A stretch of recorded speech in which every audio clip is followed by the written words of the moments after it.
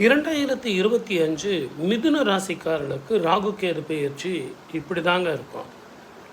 முதல்ல உங்களுக்கு 4ஆம் இடத்துல இருந்து 3ஆம் இடத்துக்கு வர்ற அந்த கேதுவே அற்புதமான பலனை கொடுப்பார்.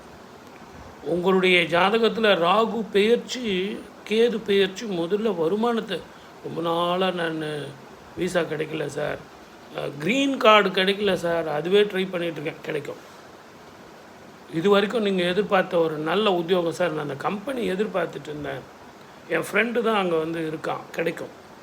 அதே மாதிரி பிஸ்னஸ் இங்கே நான் சென்னையில் பண்ணிகிட்ருக்கேன் சார், ஏதாவது ஒரு 2 ரூபா கிடைக்கும் சார், பக்கத்தில் எதுனா ஒரு பிரான்ச் மாதிரி போடலாமா, போடலாம்.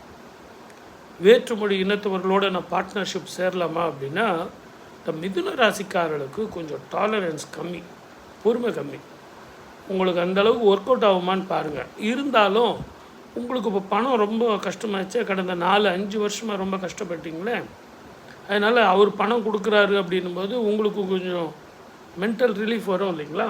அதனால் உங்களை பொறுத்த வரைக்கும் நான் சொல்கிறது என்னென்னா, அந்த மாதிரி ஒரு ஃபினான்ஷியல் ஹெல்ப் வருதுன்னா நீங்கள் அதை அக்செப்ட் பண்ணிக்கிட்டு தாராளமாக ஒத்துங்க.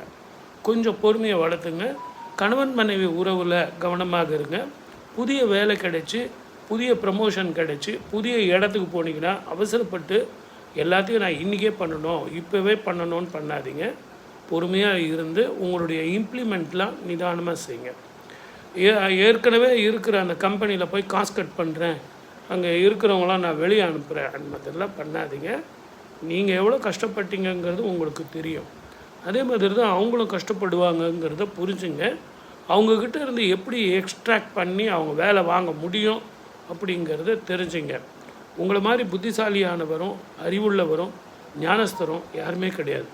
ரொம்ப வேகமாக நீங்கள் ஓடக்கூடியவர்கள். அதனால் அந்த உபயோகத்தை நீங்கள் தெரிஞ்சுக்கிட்டு பண்ணீங்க அப்படின்னா உங்களை அடிக்கிறது யாருமே கிடையாது. இது ஒரு தெளிவான காலம். நிதானமாகவும் பொறுமையாகவும் செயல்பட்டால் பெண்கள், குழந்தைகள், படிக்கிறவங்க, ஏன் ஷேர் மார்க்கெட்டில் இருக்கவங்க, சின்ன திரையில் பெரிய திரையில் இருக்கிறவங்க, அதே மாதிரி புதுசாக நீங்கள் வியாபாரம் ஆரம்பிக்கட்டுமா, சைடில் ஒரு தொழில் போட்டு பண்ணலாமான்னா டாலரன்ஸ் இருந்து, பொறுமையும் இருந்து, நிதானமும் இருந்தால் தாராளமாக செய்யலாம். நான் 1 மாதம் செய்கிறேன் சார், 2 மாதம் செய்கிறேன் சார்னு தூக்கி போட்டு வந்துடக்கூடாது.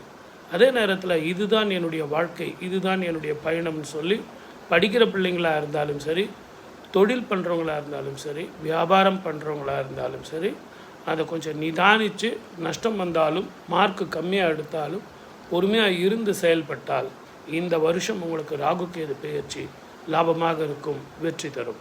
சப்ஸ்கிரைப்